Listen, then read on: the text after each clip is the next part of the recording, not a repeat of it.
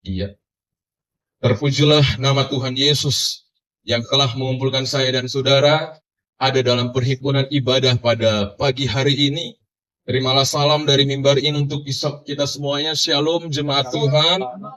Senang kembali boleh berjumpa dengan Bapak Ibu Saudara. Bagaimana kabarnya semua?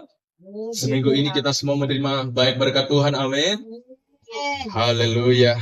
Yang bangga memiliki Tuhan Yesus, boleh dong ya lambaikan tangannya seberapa baik yang bangga memiliki Tuhan Yesus. Haleluya. Dari mimbar ini saya melihat kita sedang hadir hari ini sangat bangga memiliki Tuhan Yesus. Senang juga boleh berjumpa dengan Kakak Patricia ya. Benar ya? Iya. Beliau adalah anak dari Ibu Gembala GSI Cinta Yesus Jakarta. Beberapa hari yang lalu, Ibu Gembala GSI Cinta Yesus Jakarta, Ibu Ratna sudah kontak bahwa anaknya Kakak Patricia akan datang. Senang boleh berjumpa dan terima kasih sudah sama-sama beribadah bersama kami. Di tengah keterbatasan yang ada tidak mengurangi semangat kami dan kami merasakan hadirat Tuhan yang bekerja. Hari ini Bapak Ibu Saudara, kita akan sama-sama belajar satu kebenaran firman Tuhan. Kita boleh baca judulnya ya. 1, 2, dan 3 apa?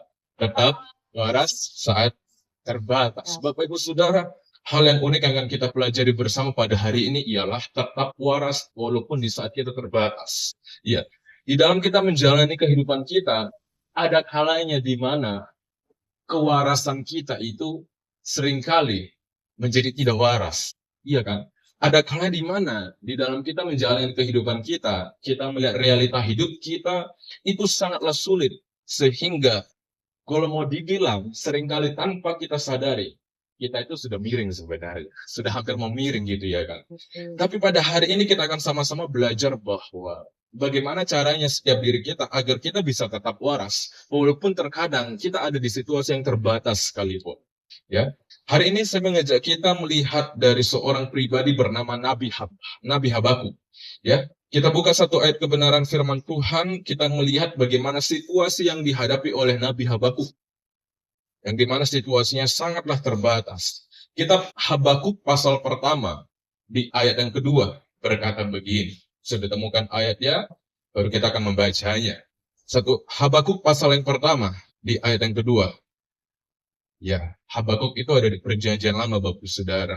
Ya, dikatakan begini, berapa lama lagi Tuhan, aku berteriak, tetapi tidak kau dengar. Aku berseru kepadamu penindasan, tetapi tidak kau tolong. Bapak Saudara, Nabi Habakuk hidup di masa sulit, yang dimana bangsanya sendiri itu rusak secara moral, dan sepertinya Tuhan itu seolah-olah diam. Ya, Nabi Habakuk itu menghadapi situasi yang sangat terbatas, yang dimana dia menghadapi tekanan dari dalam. Seringkali kan timbul juga perasaan daripada kita. Ya, ada tekanan-tekanan yang timbul dari dalam diri kita. Tinggalkan Tuhan nggak ya? Ke gereja nggak ya? Mau berdoa nggak ya? Nah, Habakuk mengalami situasi yang sama. Habakuk mengalami situasi tekanan dari dalam. Namun ternyata tidak hanya dari dalam. Alkitab berkata di dalam tetap dalam Habakuk pasal 1. Di dalam ayat yang kelima berkata begini. Lihatlah dari antara bangsa-bangsa dan perhatikanlah. Jadilah heran dan tercengang-cengang. Ayat yang ke-6 berkata begini. Akulah yaitu Tuhan yang membangkitkan orang Kasdim. Bangsa yang garang dan tangkas itu. Selepas dia menghadapi tekanan dari bangsanya sendiri, dan sepertinya Tuhan seolah-olah diam, dan sepertinya Tuhan membiarkan situasi itu bekerja. Namun ternyata Tuhan bekerja sesuatu hal yang dahsyat. Ayat yang ke-6, akulah Tuhan yang membangkitkan orang Kasdim, bangsa yang garang dan tangkas itu. Habakuk meminta Tuhan, kalau bisa, bebaskan aku dari situasi terbatas ini. Bebaskan aku dari situasi di mana aku ditekan oleh bangsaku sendiri. Namun ternyata bukan suatu pembebasan yang diberikan, namun semakin sepertinya seolah-olah semakin ditekan oleh Tuhan. Yang dimana ia bergumul dengan tekanan batin oleh karena ketidakadilan dan penindasan dari bangsa Kasdim. Bapak Ibu Saudara, ibarat sederhana begini. Kalau sudah jatuh, ini jatuhnya makin parah gitu ya. Makin ditimpa tangga pula. Nah, seperti setiap diri kita, tanpa kita sadari di dalam kita menjalani kehidupan kita, situasi kehidupan kita memang sudah sangat tertekan gitu ya. Sudah sangat terbatas. Bahkan ada lagi tekanan-tekanan yang lain yang membuat kita benar-benar sangat-sangatlah terbatas. Ya. sudah nggak bisa bergerak gitu. Ibarat kita ada di dalam sebuah kota, hanya bisa bergerak, ya melihat situasi yang sama seperti itu aja. Kita pun seringkali merasa bahwa kehidupan kita itu sangat terbatas. Di tengah oleh karena tekanan-tekanan yang ada, tekanan dari luar, tekanan dari dalam, oleh istilahnya juga ialah maju kena mundur kena gitu ya kan. Jadi sangat terbatas bergeraknya. Seolah-olah kita terjepit, bergumul dalam situasi yang sedang sulit, dan kadang oleh karena keterbatasan itu, kita nyaris tidak waras. Kita nyaris tidak waras, ya kan? Capek Tuhan. Ini terus situasinya tak pernah berubah, ya kan? Namun dari seorang Nabi Habakuk hari ini, kita akan belajar bagaimana di tengah keterbatasan yang ada, kita semua tetap bisa menjadi seorang pribadi yang waras secara rohani. Ya, seorang yang waras rohani, Bapak Ibu Saudara, ialah seorang yang tetap bisa menyadari bahwa apapun yang terjadi, ya kan? Ada pujian berkata, walau sana sini pusing, tapi aku kan tetap tertawa. Hahaha. Ya kan? Antara beda tipis sebenarnya antara tidak waras dengan waras rohani sebenarnya, ya kan? Tapi situasi yang sama. Tetapi dari pujian ini mengungkapkan bahwa ini bukan berarti mengajak kita menjadi orang yang gila, enggak.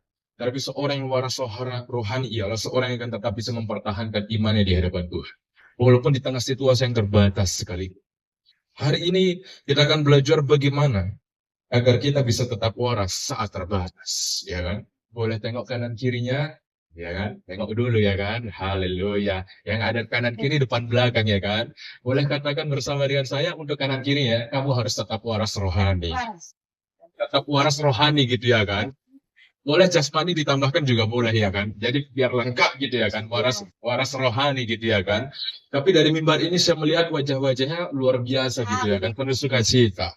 Nah, bagaimana caranya agar kita bisa tetap waras secara rohani dari seorang Nabi Habakuk? Lebih dalam lagi kita akan mempelajari kitab Nabi Habakuk ini. Yang pertama ialah apa, Bapak Ibu Saudara, kita boleh baca bersama, ialah apa? Mengungkapkan kejujuran kepada Tuhan. Jujur di hadapan Tuhan tentang situasi yang ada. Dari Habakuk pasal 1 ayat 1 sampai dengan di ayat yang keempat, saya mengajak kita kembali melihat di ayat yang kedua, berkata begini. Berapa lama lagi Tuhan aku harus berteriak, tetapi tidak pernah kau dengar. Aku berseru kepadamu penindasan, tetapi tidak kau tolong. Bapak Ibu Saudara, Nabi Habakuk tidaklah berpura-pura di hadapan Tuhan. Nabi Habakuk tidak pura-pura merasa kuat. Penindasan, bisalah aku. Nah, tapi apa yang Nabi Habakuk ungkapkan di hadapan Tuhan? Tuhan, berapa lama lagi? Tak mampu aku Tuhan menjalani situasi seperti ini. Ia membawa semua keluhannya kepada Tuhan. Bapak Ibu Saudara, penting bagi setiap diri kita menyadari bahwa agar kita bisa tetap waras secara rohani, maka mari ungkapkan segala keluhan yang ada itu di hadapan Tuhan. Tuhan bukanlah seorang yang sepertinya menutup mata, sepertinya tidak mendengar keluhan kita, dan jangan biarkan ego kita itu menghalangi. Merasa bahwa diri kita kuat, merasa bahwa diri kita mampu, dan merasa bahwa sebenarnya ya aku bisa-bisa aja gitu. Tapi kalau mau dilihat secara menyeluruh ternyata kita itu ibarat besi. Memang dari luar itu kok kuat, kokoh gitu ya kan. Tapi ternyata besinya yang dalamnya kosong gitu. Sekali kena gini aja langsung patah gitu ya kan. Nah, maka biarkanlah kita mengungkapkan segala keluhan kita di hadapan Tuhan. Ya. Ada seorang pribadi bernama Rick Warren, adalah seorang pengkhotbah yang luar biasa. Berkata begini, bersikaplah jujur kepada Tuhan, maka fokus kita itu akan beralih. Dari kita melihat masalah kita, tidak peduli seberapa besar masalah kita, itu akan teralihkan fokus kita kepada sebuah kasih karunia daripada Tuhan. Ketika kita mengungkapkan sebuah kejujuran di hadapan Tuhan, maka fokus kita bukan lagi kepada masalah yang ada, tetapi kepada bagaimana Tuhan melimpahkan kasih karunia itu kepada kita. Ketika Adam dan Hawa melakukan sebuah kebohongan di hadapan Tuhan, pertanyaannya apakah Tuhan tidak tahu? Apakah Tuhan Allah tidak tahu bahwa mereka bersembunyi? Sangat-sangat tahu. Tetapi Tuhan Allah sangat menghendaki agar mereka jujur di hadapan Tuhan. Ketika mereka jujur, disitulah pemulihan terjadi bagi kehidupan Adam dan Hawa. Apa yang mereka lakukan ketika mereka pertama kali berbuat dosa? Alkitab jelas mencatat mereka bersembunyi. Mereka berusaha menutup diri dari hadapan Allah. Mereka nggak mau jujur. Tapi ketika Tuhan bertanya, Tuhan, Adam di mana engkau? Hawa di mana engkau? Disitulah mereka mulai memberanikan diri mereka untuk jujur di hadapan Tuhan. Mereka tidak lagi terfokus dengan masalah yang ada, tetapi mereka berharap akan kasih karunia yang Tuhan limpahkan bagi mereka. Hal yang sama juga berlaku bagi setiap diri kita. Kembali Tuhan sangat tahu situasi yang sedang kita hadapi hari ini. Tetapi Tuhan inginkan agar kita berfokus mengungkapkan sebuah kejujuran di hadapan Tuhan, maka kita nggak akan berfokus pada masalah itu. Tetapi kita akan melihat bagaimana kasih karunia Tuhan itu melimpah dalam kehidupan kita. Jelas di dalam Mazmur pasal 62 di ayat ke-9 berkata begini. Percayalah kepadanya setiap waktu, hai umat, curahkanlah isi hatimu di hadapannya. Allah ialah tempat perlindungan kita. Percayalah kepada Tuhan setiap waktu. Dan apa? Curahkanlah isi hati kita kepada Tuhan. Pemazmur aja mengajak kita untuk kita mencurahkan isi hati kita kepada Tuhan. Tuhan rindu agar dengan kerendahan hati kita mencurahkan isi hati kita dalam doa dengan jujur di hadapan Tuhan. Tuhan, aku tidak mampu. Seringkali ada orang yang bilang bahwa sulit mengungkapkan dengan kata-kata. Tapi ketika kita datang masuk dalam doa pujian penyembahan kepada Tuhan, memang seringkali kata-kata tidak terungkapkan. Tetapi yang terungkapkan hanyalah tangisan. Ketika kita menangis di hadapan Tuhan, kita berusaha menyampaikan sebuah kejujuran di hadapan Tuhan, walaupun mungkin tidak dengan ungkapan kata-kata, tetapi dengan keterbatasan yang ada, dengan tangisan yang ada. Maka luar biasanya, ada sebuah kelegaan yang Tuhan berikan. Saya percaya bagi setiap diri kita yang pernah mengalami situasi yang sama, pasti pernah merasakan hal yang itu. Memang tidak terungkapkan secara kata-kata, hanya yang terkeluar tangisan air mata. Semakin pujian itu kita masuk ke dalam pujian itu, semakin kita menikmati pujian itu. Memang tidak ungkapan kata-kata, tetapi hanya tangisan air mata. Tetapi selepas pujian itu selesai, ada sebuah kelegaan yang Tuhan berikan. Kenapa itu bisa terjadi? Kalau mau dibilang nggak tahu kenapa itu bisa terjadi. Tetapi saya percaya, itu karena kita mau belajar jujur di hadapan Tuhan. Oleh karena itu Bapak Ibu Saudara, yuk jujurlah dengan kelemahan yang ada di hadapan Tuhan. Tuhan, aku memang tidak mampu Tuhan. Tuhan, aku memang nggak kuat Tuhan. Oleh karena itu aku butuh kasih karunia-Mu Tuhan. Paulus sendiri bilang bahwa ketika Paulus menghadapi situasi lemah, apa jawaban Tuhan kepada Paulus? Cukuplah kasih karunia-Ku bagimu, sebab di dalam kelemahanmu lah itu kuasa Tuhan menjadi sempurna. Bagi setiap diri kita yang hadir hari ini kembali, Tuhan tahu kita adalah orang-orang yang tetap berusaha kuat mempertahankan iman. Tetapi ada kala di mana kita memang tidaklah berdaya menghadapi situasi ini. Oleh karena itu jangan biarkan keterbatasan kita itu menjadi batasan untuk kita melihat kuasa Tuhan yang tidak terbatas itu. Paulus bilang bahwa Tuhan menyampaikan sebuah jawaban kepada Paulus, ialah jangan pernah biarkan kelemahanmu itu membuat kuasaku itu menjadi tidak sempurna dalam hidup. Tetapi biarkanlah kelemahan itu menjadi ruang bagi Tuhan untuk kuasa Tuhan yang itu menjadi sempurna dalam kehidupan. Oleh karena itu bagi setiap diri kita, yuk, mari jujur di hadapan Tuhan. Ketika kita jujur di hadapan Tuhan, kita menikmati kasih karunia itu. Pemulihan terjadi, maka kita akan tetap bisa waras di dalam kita menjalani hidup kita. Lebih lanjut lagi Bapak Ibu Saudara, hal yang kedua dari Nabi Habakuk ini kita akan belajar bagaimana sih caranya agar kita bisa tetap waras walaupun kita sedang ada di situasi yang terbatas. Selain kita diajarkan untuk kita jujur di hadapan Tuhan, kita diajarkan untuk apa Bapak Ibu Saudara? Hal yang kedua kita boleh baca ya, 1, 2, dan 3 apa? Mempercayai apa? Kedaulatan Tuhan. Berbicara tentang mempercayai kedaulatan Tuhan, ini berarti berbicara tentang bagaimana setiap diri kita harus percaya bahwa segala apapun yang terjadi dalam hidup kita, itu terjadi atas izinnya Tuhan. Itu terjadi atas otoritasnya Tuhan. Dengan kata lain, Tuhan tidak akan pernah membiarkan itu terjadi hanya semena-mena. Semua terjadi atas kedaulatan Tuhan. Kitab Habakuk pasal 1 di ayat yang kelima tadi, dikatakan begini, lihatlah, aku akan melakukan suatu pekerjaan yang tidak akan kamu percayai. Wah, luar biasa jawaban Tuhan kepada Nabi Habakuk. Aku akan melakukan sebuah pekerjaan yang tidak akan kamu percayai. Jika diceritakan. Memang nggak mungkin. Memang di luar masuk akal itu. Ya kan? Ayat yang ke-6. Sebab sesungguhnya, akulah yang membangkitkan orang kasta. Bapak Ibu Saudara, Inilah pekerjaan dahsyat yang Tuhan nyatakan bagi kehidupan Nabi Habakuk dan juga bagi kehidupan bangsanya. Habakuk minta Tuhan bebaskan, tapi ternyata Tuhan membebaskannya itu dengan mengirimkan bangsa yang jauh lebih jahat. Ya kan? Berarti bukannya dibebaskan, tapi semakin ditindas malah. Makanya apa yang Tuhan sampaikan kepada Nabi Habakuk, aku akan melakukan suatu pekerjaan yang tidak masuk akal, yang tidak akan mudah kamu percaya. Iya kan? Gak mudah memang untuk dipercaya. Kita lihat diri kita kembali merenungkan perjalanan kehidupan kita. Banyak situasi di mana kita mengalami situasi yang sama seperti Nabi Habakuk ini. Kita melihat bagaimana Tuhan bekerja dalam hidup kita. Sulit untuk diceritakan, sulit untuk dipercayai. Karena itu tidaklah masuk akal.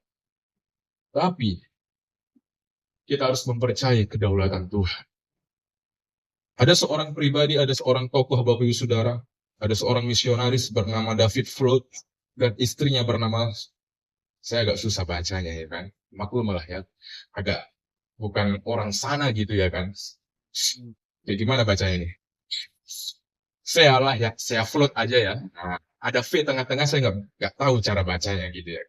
Saya Flood merupakan sebuah keluarga misionaris yang dimana misionaris ini, keluarga ini, itu memasuki suatu daerah bernama daerah Afrika sana.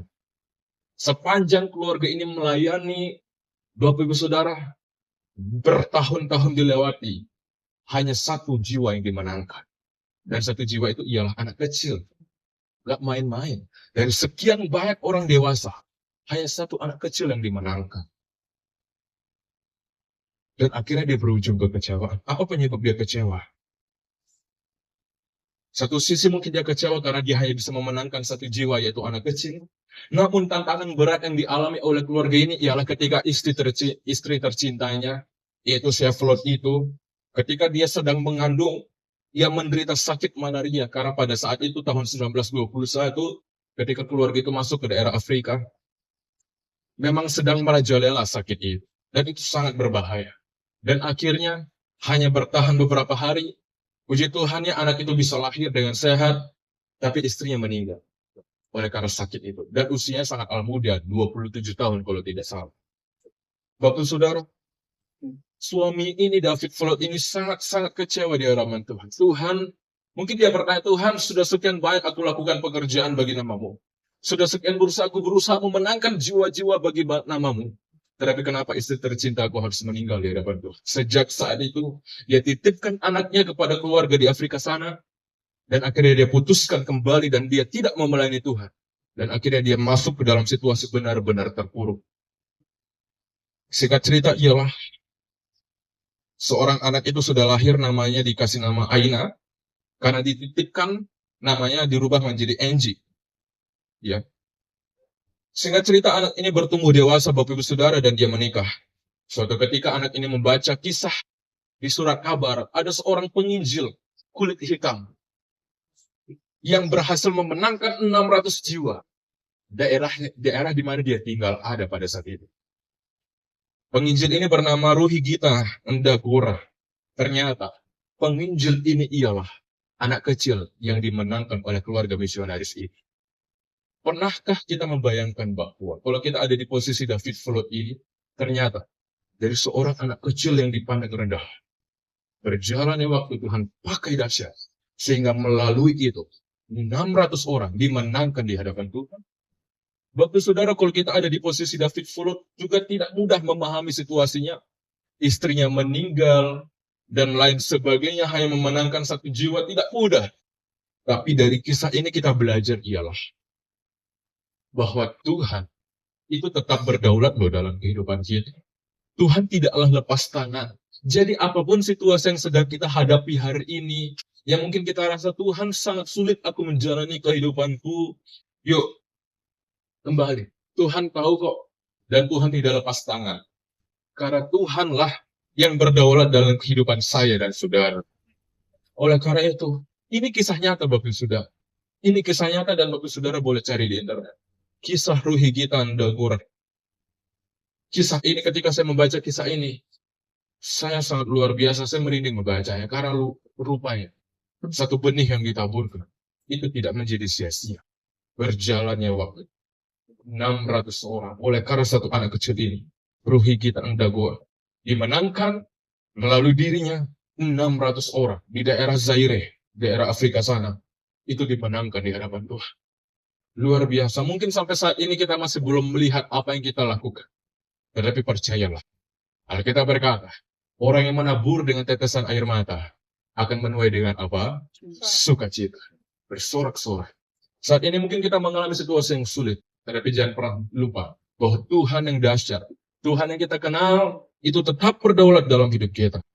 Oleh karena itu, yuk, di tengah situasi kacau sekalipun yang tampaknya tanpa arah, setiap peristiwa di dalam kehidupan kita, ada kalanya tidak selalu masuk akal. Tapi percayalah, itu adalah bagian dari rencananya. Bahkan di dalam ketidakpastian sekalipun, Tuhan menggunakan itu untuk tujuan yang lebih tinggi. Oleh karena itu, mari, percayalah, hidup saya dan hidup saudara semuanya, itu ada dalam genggaman tangan Tuhan. Dan Tuhan tidak akan pernah lepaskan kita, karena Tuhan yang berdaulat dalam kehidupan kita semuanya. Dari seorang Nabi Habakuk juga kita akan belajar hal yang ketiga, ialah begini. Memiliki iman yang bertahan, Bapak Ibu Saudara. Kitab Habakuk pasal 2 di ayat yang pertama berkata begini. Ini adalah ungkapan dari Habakuk berkata begini. Aku mau berdiri di tempat pengintaianku dan berdiri tegak di menara. Aku mau meninjau dan menantikan apa yang akan difirmankannya kepadaku dan apa yang akan dijawabnya atas pengaduanku. Ketika Habakuk ada dalam situasi yang terbatas, dia mengambil sebuah sikap menunggu jawaban Tuhan, menunggu untuk Tuhan menjawab. Bapak Saudara, dari Habakuk kita belajar, Pak. Ketika kita ada dalam situasi yang terbatas, kita harus jujur di hadapan Tuhan. Kita harus mempercayai bahwa Tuhan yang berdaulat, maka kita juga harus mau belajar memiliki iman yang bertahan. Memiliki iman yang bertahan ialah mari. Tunjukkanlah sebuah sikap bahwa kita senantiasa menunggu jawaban yang daripada Tuhan.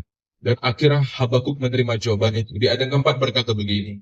Sesungguhnya orang yang membusungkan dada tidak lurus hatinya. Tetapi apa? Orang benar apa?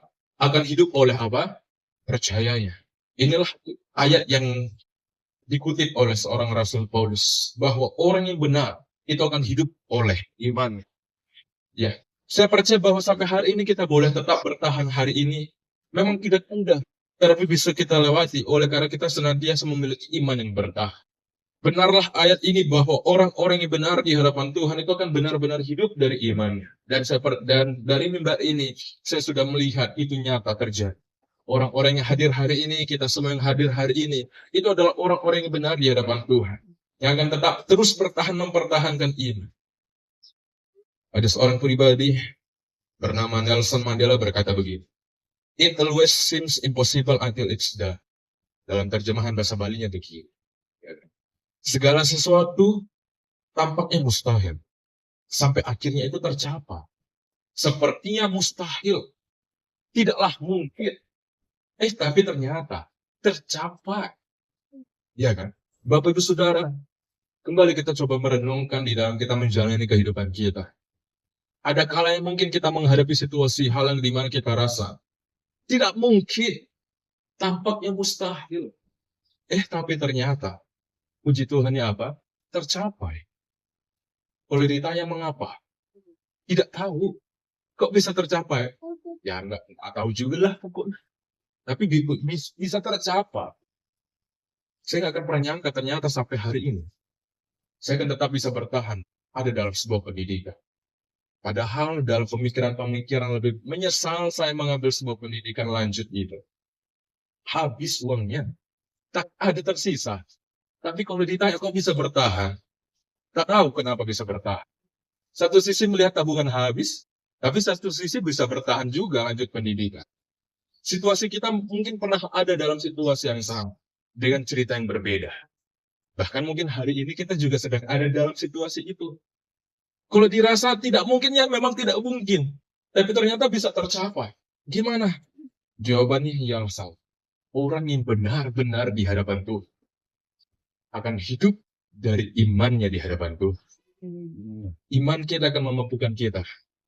Yang darinya itu mustahil, itu akan menjadi mungkin. Sehingga itu akan benar-benar bisa tercapai. Oleh karena itu mari, tetaplah miliki iman yang bertahan. Karena dengan iman yang bertahan itu, kita akan tetap waras di hadapan Tuhan. Yesaya 40 ayat 29 sampai 31 berkata begini. Dia memberi kekuatan kepada yang lelah, ada kala yang kita lelah. Dan menambah semangat kepada yang tiada berdaya. Orang-orang muda menjadi lelah dan lesu. Teruna-teruna jatuh tersandung.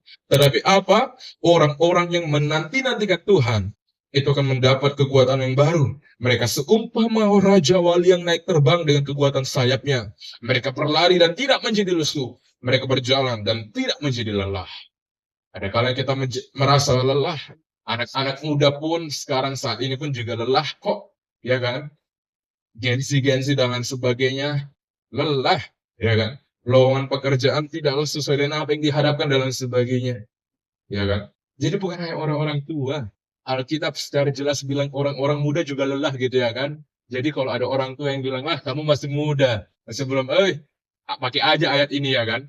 Orang-orang muda juga bisa lelah kok. Ini Alkitab tertulis. Nah, jadi anak-anak muda yuk jangan pernah merasa tua. Alkitab jelas bilang loh, orang-orang muda juga bisa menjadi lelah. Bukan hanya orang muda, tetapi kita semua yang hadir. Ada kala kita menjadi lelah, tapi kita akan tetap bisa bertahan. Karena kita menantikan Tuhan, di dalam penantian itu, iman semakin bertumbuh di hadapan Tuhan. Nah, tetap waras bukan berarti tidak menjadi lelah, tidak pernah menjadi lelah. Tetapi itu adalah sebuah sikap, tetap berdiri di atas janji Tuhan. Oleh karena itu, yuk tetaplah waras. Ya, harus tetap waras sih, memang harus tetap waras. Dan hal yang terakhir dari seorang Nabi Habakuk kita akan belajar bersama ialah begini. Bagaimana cara Nabi Habakuk itu tetap bisa waras, walaupun dia ada dalam situasi yang terbatas. Hal yang terakhir ialah menyembah di tengah kekosongan yang ada. Ibarat ada di dalam sebuah kotak, ketika kita ada dalam situasi itu, melakukan hal yang sama berulang itu sangatlah melelahkan. Dan bahkan itu bisa mengambil sebuah sikap dan akhirnya ya tekanan mental dan akhirnya mengambil sebuah tindakan bodoh dan lebih baik memilih ya udahlah selesai. Tapi ternyata dari seorang Nabi Habakuk kita diajarkan bahwa ketika kita ada dalam situasi yang terbatas, mari ambil posisi yang tenang, biarkan pikiran itu tenang, hati tenang, jiwa tenang, dan mari masuk ke dalam sebuah sikap penyembahan di hadapan Tuhan. Memuji menyembah Tuhan di tengah kekosongan.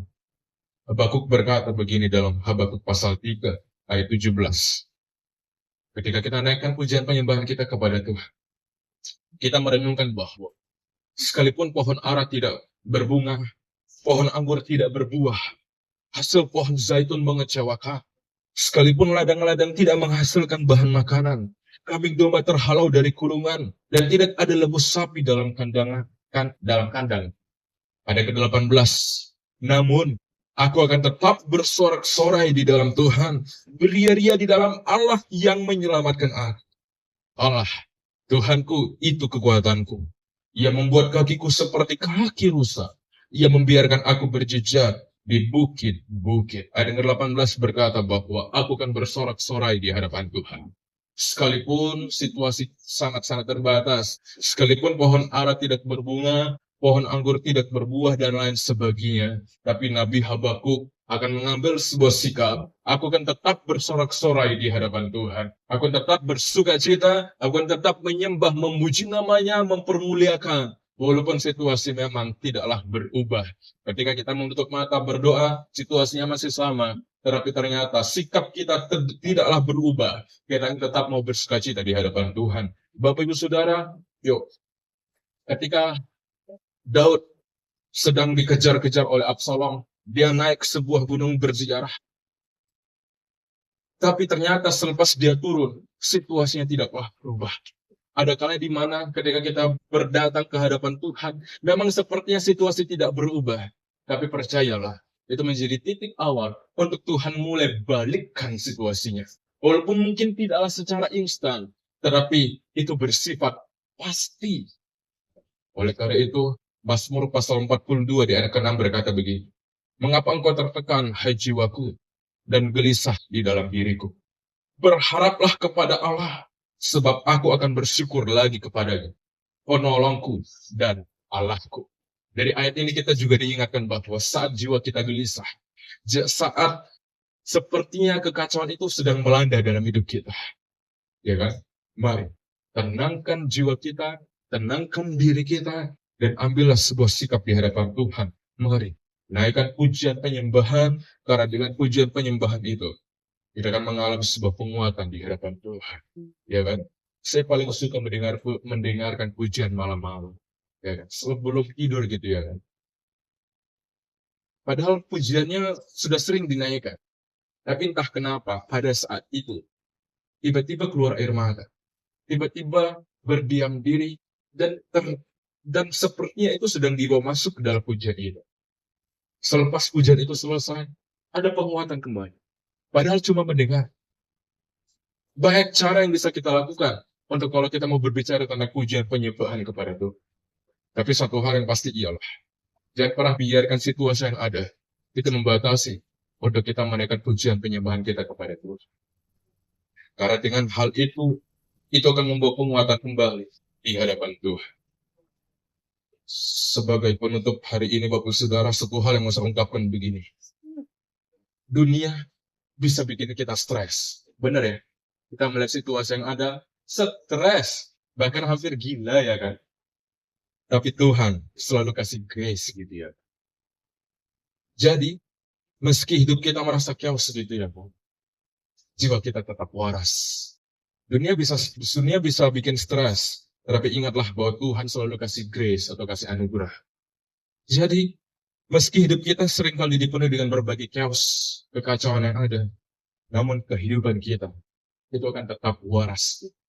Waras secara jasmani, puji Tuhan, luar biasa. Waras rohani juga, puji Tuhan, luar biasa. Waras kedua-duanya sangat-sangat luar biasa. Ya.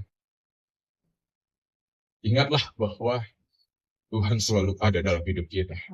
Maka kesimpulan kebenaran firman Tuhan pada hari ini begini. Bagaimana caranya agar kita bisa tetap waras saat kita terbatas? Dari Nabi Habakuk kita belajar 4 hal. Mari, ungkapkan kejujuran kepada Tuhan. Mari, percayai bahwa Tuhan kita itu sangat-sangat berdaulat. Dan mari, miliki iman yang bertahan. Dan mari, bawa hati kita, bawa seluruh hidup kita masuk dalam hadirat Tuhan dengan kita mengambil sebuah sikap penyembahan, memuji nama Dia di tengah kekosongan yang ada. Mari isi kekosongan itu dengan pujian penyembahan di hadapan Tuhan. Maka saya percaya, walaupun situasinya sangat terbatas, namun kita akan tetap waras di hadapan Tuhan. Amin. Coba dong ya kasih senyuman yang terbaik. Haleluya, ya kan? Luar biasa. Jadi ini 4 hal yang boleh kita pelajari bersama pada hari ini, Bapak Ibu Saudara. Kiranya Roh Kudus yang ada dalam hidup kita itu memampukan kita untuk menangkap pesan Tuhan pada hari ini. Tuhan Yesus memberkati kita semuanya.